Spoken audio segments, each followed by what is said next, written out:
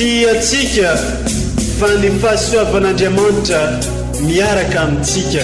Isika fa ny fahasoavan'Andriamanitra miaraka amintsika noho izy roantsika sandrivaky sy asantsika miaraka aminy.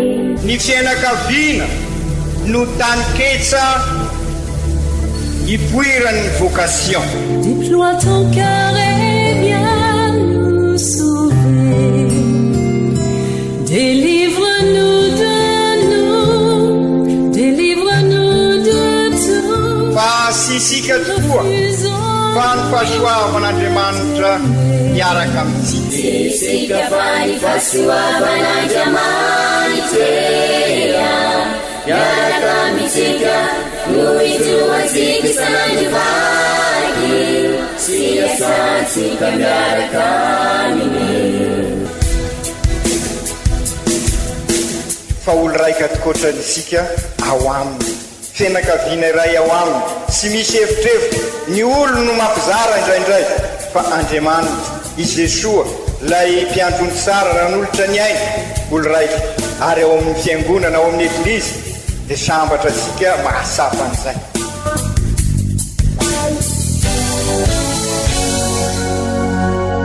Olo araiky atsika atambatry ny fanahy masina kamiray, olo araiky ao amin'ny Kristy. Fandaram-pampianarana iarahana amin'ny son excellence Monseigneur Benjamin Marc Caramarson eto amin'ny radio Faniro.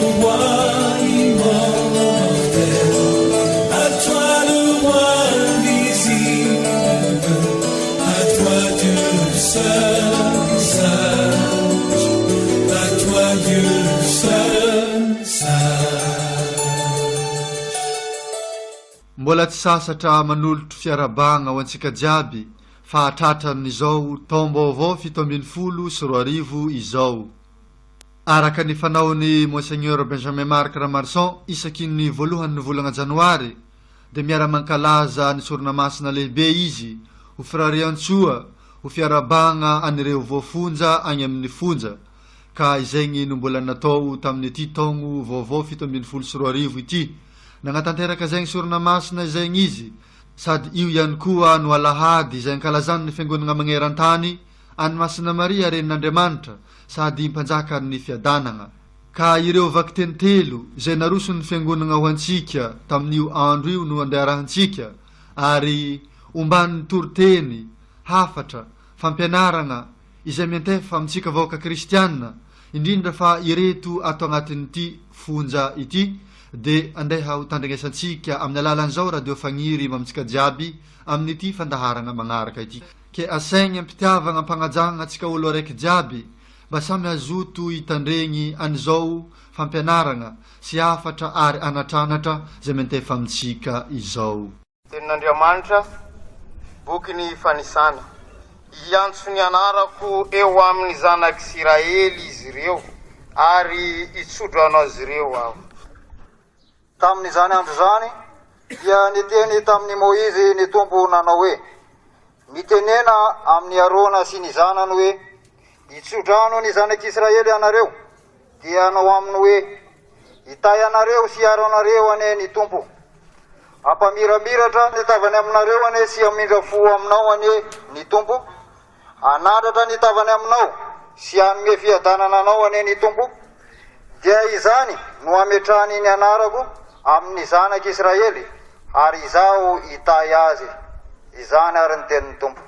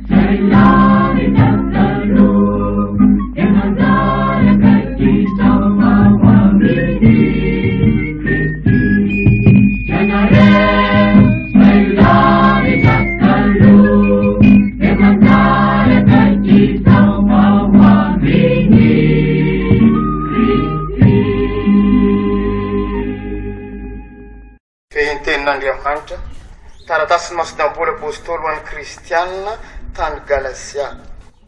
Nirahin'Andriamanitra ny zanany nateraky ny vehivavy.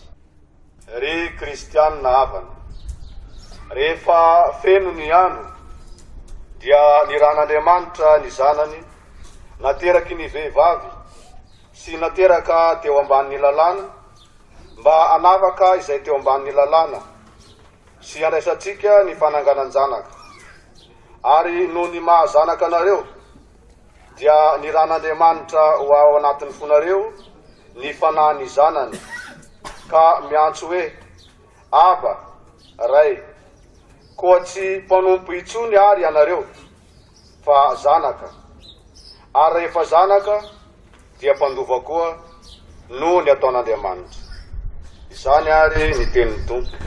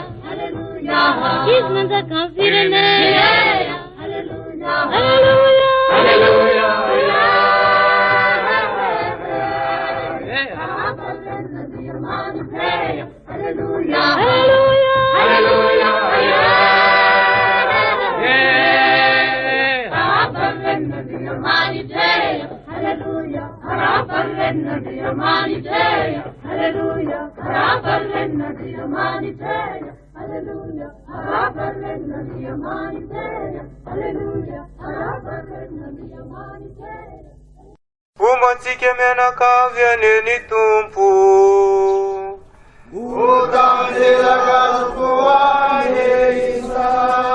vaovao mafaly Jesu Kristy Tompontsika nosoratany masindalioka.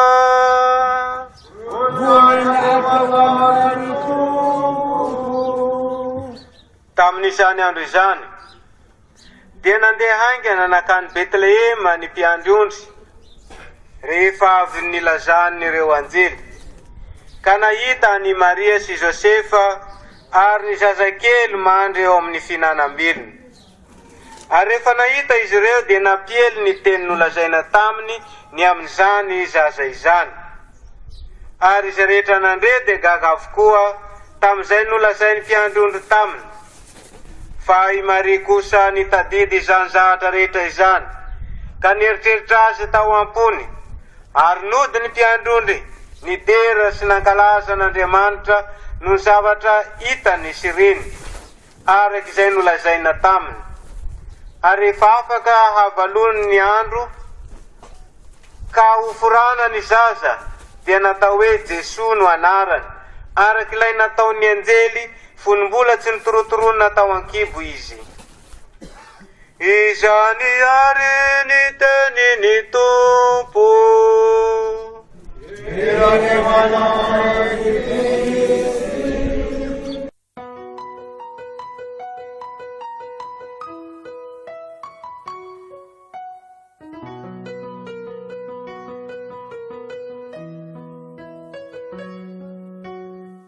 Anomboka ny Eukaristia arsika, raha ny marimarina koa anohy ny Eukaristia isika, ka alohany anivosika azy anio alahady voalohan'ny volana janvier, ifampiarahaba tokoa isika, ary ny any koa ny Eglizy masiaro manokana any Masiny Maria renin'Andriamanitra. Ka izay indrindra apetrasika eo ampelantanan'Andriamanitra miaraka amin'ny Masiny Maria izao taona vaovao izao, nandalo ny varavarana masina isika, tonga eto hiaraka ankalaza ny Trinité masina. Andro lehibe ho asika tokoa ny anty, ary maro ny fety ankalazaina, ary izay moa no atokavana eto noho izay hoe andro lehibe, andro sarobidy. Mankalaza ny 1er janvier isika karaha n'olo ziaby, zany hoe araky ny calendrier mahazatra asika, fanombohan'ny taona zegny. Omaly 31 décembre ny anty 1er janvier.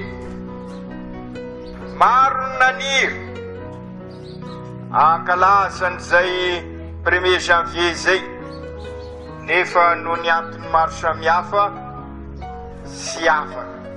Isika kosa nomen'Andriamanitra fahasoavana manokana afaka mankalaza an'izay. Ny faharoa dia natokan'ny Eglizy ho andro ny fandriam-pahalemana, ny andro voalohan'ny taona, ivavana. Fa misy tokoa zay fandriam-pahalemana zay. Ny Papa Paul fahenina taorinan'ny Konsily Vatican faharoa no nanokana ity andro voalohan'ny taona ity ivavana manokana ho an'ny fandriam-pahalemana. Tsy magaga izany satria voavy ny ala tamin'ny ady lehibe izao tontolo izao ka mbola orooro ary natao, ary fantatra fa sy vokatry ny saintsika olombelona, na dia eo aza ny hafanam-posika sy ny kitram-posika tsara, satria sisy olo sy maniry an'izay fandriam-pahalemana zay, sy mifagnaraka amin'ny fiaignan'olombelona tokoa, ny ady, ny eritreritra, ny von'olo, fa ny fosika olombelona no efa tratra ny fotana, ka izay no mahatonga ny famono, sisy misy zany hoe mandasa-dra anaty gn'afaliana izany. Ka izay no nahatonga ny Papa Paul Fahenina zay nanokana nyty taony ity, ka isa-taona sika mangataka mandrakariva ny fandriam-pahalema. Zay tokoa ny Papa François, ny Papa nandimby ny Papa Paul Fahenina zany, izy ny Papa am'izao fotoana zao, raha nanoratra hafatra izy amin'izao taona vaovao zao, dia nambarany, misy zavatra maromaro nambarany, fa hoy izy hoe marina sy ao anatin'ny ady fahatelo sika fa nefa azo lazaina fa ady fahatelo, zany hoe ady lehibe izy raha mandray anjara ny firenena maro. Marina sy karaha ny ady lehibe faharoa, fa lany Papa ary marina zay karaha guerre mondiale par morceau no hita am'izao. Efa mitoerana maro samihafa de maro ny ady guerre mondiale, satria mandray anjara am'izany ady zany, zay ny zava-misy.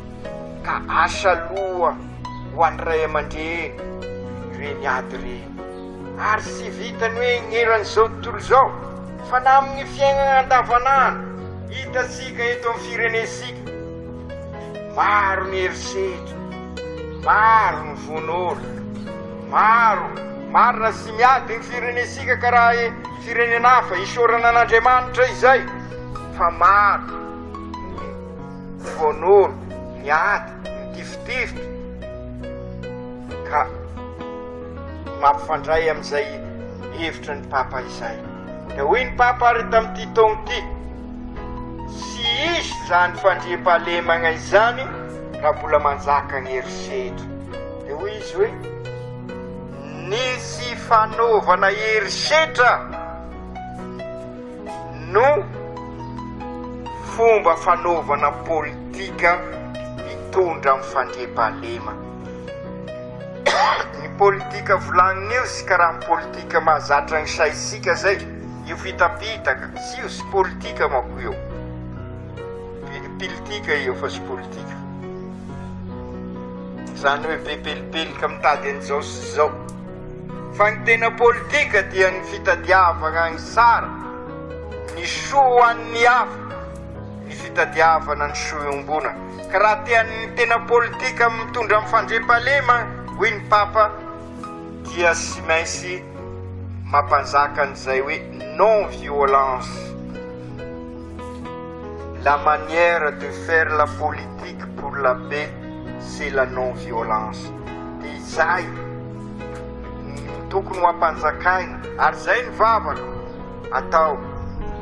Na tamin'ny fotoanan'i Jesoa dia efa nisy zay herisetra zay, ary maty ny herisetra aza izy. Zay no fety faharoa, ary ezaka isika zany raha tia isika marina ny ampanjaka an'izay fandriam-pahalemana zay.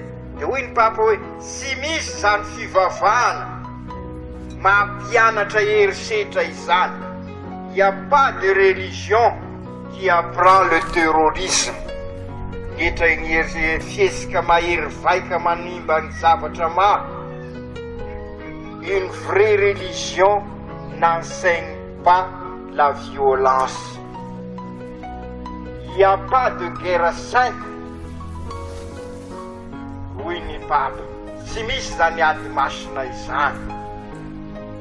Ary sy magaka moa zany ady dia ho masina, satria vonolo, herisetra, fanapotena vokatry gn'ady. Sisy raha soa azo amin'ny gn'ady, ka noho zany sisy zany ady masina zany, satria ny masina dia misy an'Andriamanitra, dia gn'Andriamanitra ao anatin'izay hoe sy herisetra zay. Ka io no rarian'ny Papa ho an'izao tontolo izao. Fa ny fety fahatelo ary mifandray amin'izany rehetra izany dia ity, ary zay no ankalazaisika eto, fankalazana any Masiny Maria renin'Andriamanitra. Renin'Andriamanitra i Masiny Maria satria Andriamanitra i Jesoa. Ary zay sarotra natakarana an'izay mystera zay, ary mbola ao anatin'ny mystery Noely. Ary zay indrindra no nahatonga ny olo maro mivolagna karaha izao, adalana ho an'izao tontolo izao zany, satria tsy possible raha ny saisika olombelona, raha ny sain'izao tontolo izao no hoe Andriamanitra tonga olombelona.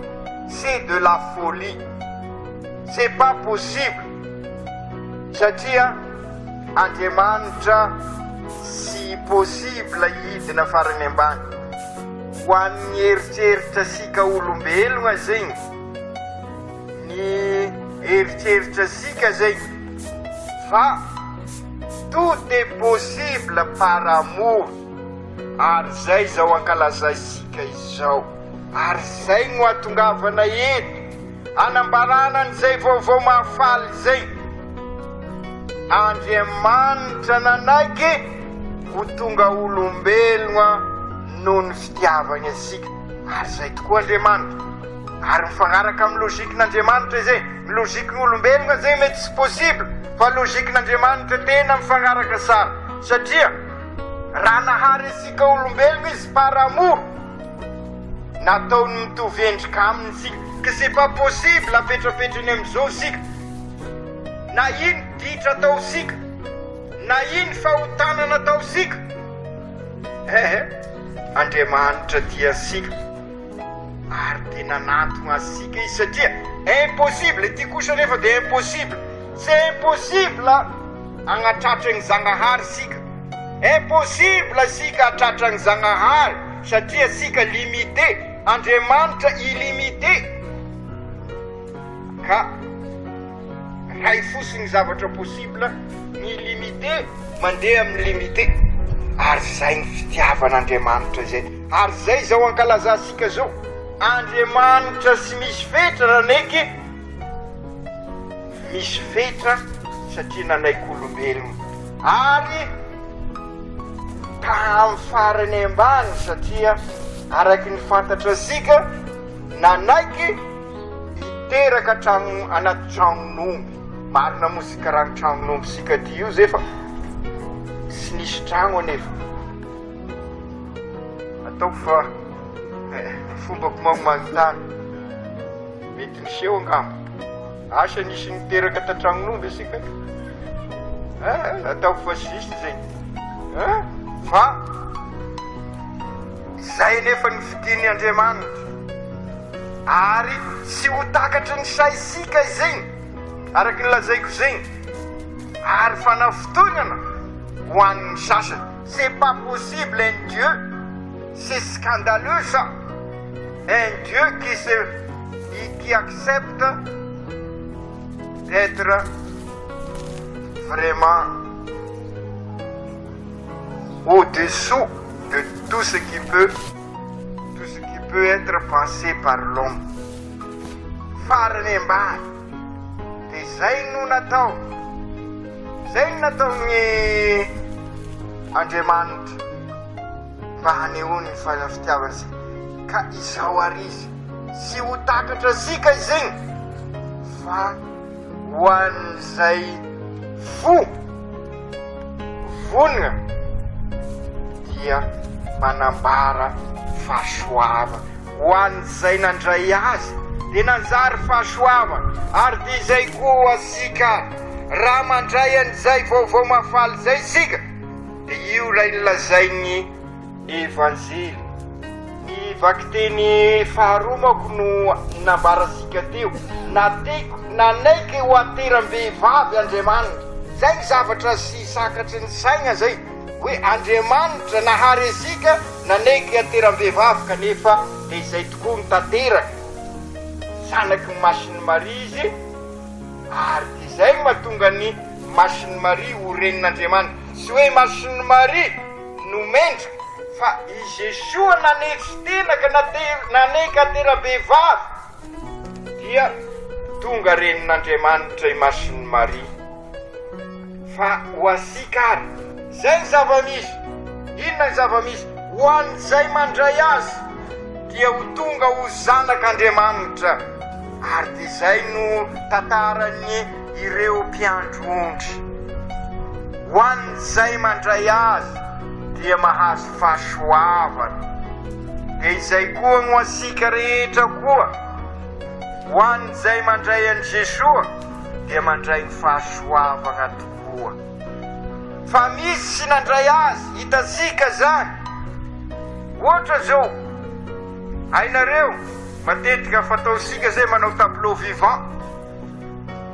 Efa be voka hiteraka an'i Jesoa i Masiny Maria, voatery nandeha tany Betlehema. Ary zay natonga an'i Jesoa teraka tany Betlehema. Isoratra anarana. Zay manaporofa tena olombelona tokoa i Jesoa. Tonga tany nanodondona. Sy neken'ireo mpagnano hotely sy misy toerana fefa feno ato. Izay tokoa. Raha feno ny fosika dia marina sy afaka andray an'i Jesoa isika. Rehefa kombre ny fosika, ary dia maro ny zavatra miakombre ny fosika. Ao ny fitiavan-tegna. Sy mahita olo hafa dia tonga dia mikatona sara ny fo, sisy toerana anao ato. Ao ny be fo, sisy koa ny toerana idiran'i Jesoa.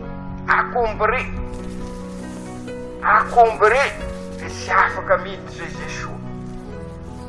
Ka ino arino atao? Sy maintsy isorona zay misy akombre. Ny akombrement zany sy maintsy alaina. Ary dia zay ny vavahasika io dia mba ho afaka ny akombrement. Fa raha mbola ao ny akombrement manahiragny, hitanareo zao akombrement anankiray ny voalazan'ny papa teo, ny violence. Ary efa nisy zany tamin'ny andron'i Jesoa. Akombre Heroda. Ny vonoan'i Heroda ny zaza mitovy taogna amin'i Jesoa. Ary dia mbola manao an'izany tsika isaky magnano violence mamono. Io ny akombrement lehibe, la violence. Ka sy maintsy ialana mba ahafana mampiditra an'i Jesoa. Fa raha miditra kosa ho iaho i Jesoa ka raha ireo mpiandro-ondry hafaliana fideranan'Andriamanitra enisika, ka raha i Masiny Maria sy Masiday Joseph feno hafaliana.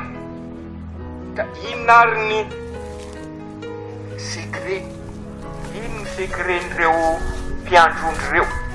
Ino ny secretny Masiny Maria sy Masiday Joseph? Ino zay ny secret? C'est la simplicité. Nanagna fanetretegna i Jesoa, i Masiny Maria, ny mpiandro-ondry tsara. Nanagna fanetretegna. Zay ny ialana amin'ny violence.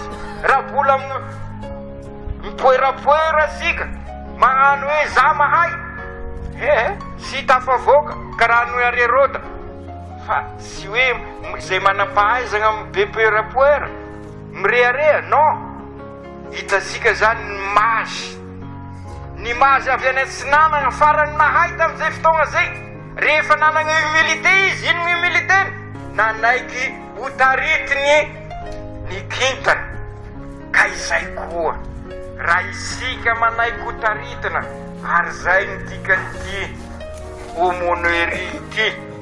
Ny homonerie, ny ACB zany, zay taritiny mombera, dia karaha ny kintana mitarika sika ho any amin'i Jesoa. Ka aiza sika andray an'i Jesoa ao anatin'ny fanetretegna, ao anatin'ny fahasorana. Zay ny fandaliana mpinoana ataosika. Zay ny katesizy ampianarin'ny arimombera, ireo laika, ireo masera, tahaka nataon'ireo tamin'izay fotoagna zay mazy. Dia ny kritera farany ary ahafantarana fanandray an'i Jesoa isika.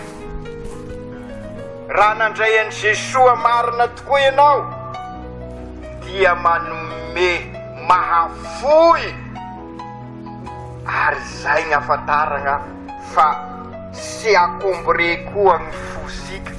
Efa niala ny acombrement raha mahafoy isika, manome isika, ary zay ny fetiny Noely, zay ny taom-baovao, ary zay ny non violence ambarany Jesoa.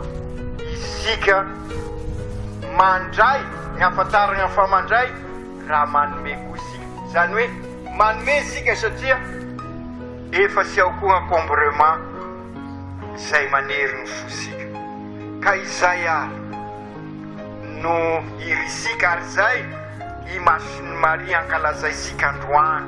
Nandray an Jesoa izy ary manolotra ho an'izao tontolo zao. Ka engane i Masiny Maria anampy asika koa ahay andray an Jesoa, ary mba hanome an Jesoa isika am'ireo avasika akaiky asika eo. Zany hoe Jesoa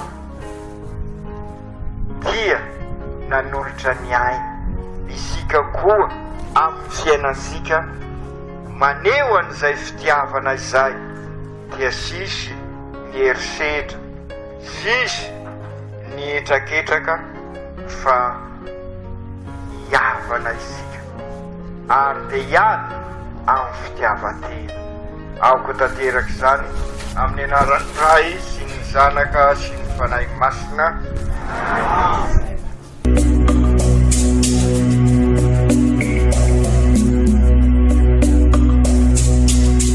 Tsy atsika fa ny fahasoavan'Andriamanitra miaraka amintsika. Isika fa ny fahasoavan'Andriamanitra miaraka amintsika, no ijoatsika sandrivaky, sy asantsika miaraka aminy. Ny fianakaviana no taniketsa ipoiran'ny vocation. Déploie ton cœur et viens nous sauver. Délivre-nous de nous, délivre-nous de tout. Fa sisika tokoa fa ny fahasoavan'Andriamanitra miaraka amintsika. Isika fa ny fahasoavan'Andriamanitra miaraka amintsika, no ijoatsika sandrivaky, sy asantsika miaraka aminy. Fa olo raika atokotran'isika ao aminy, fianakaviana iray ao aminy, sy misy hevitrevitra. Ny olo no mampizara indraindray, fa Andriamanitra i Jesoa lay mpiandrony tsara nanolotra ny aina, olo raika. Ary ao amin'ny fiangonana, ao amin'ny eglizy dia sambatra asika mahasapa an'izay.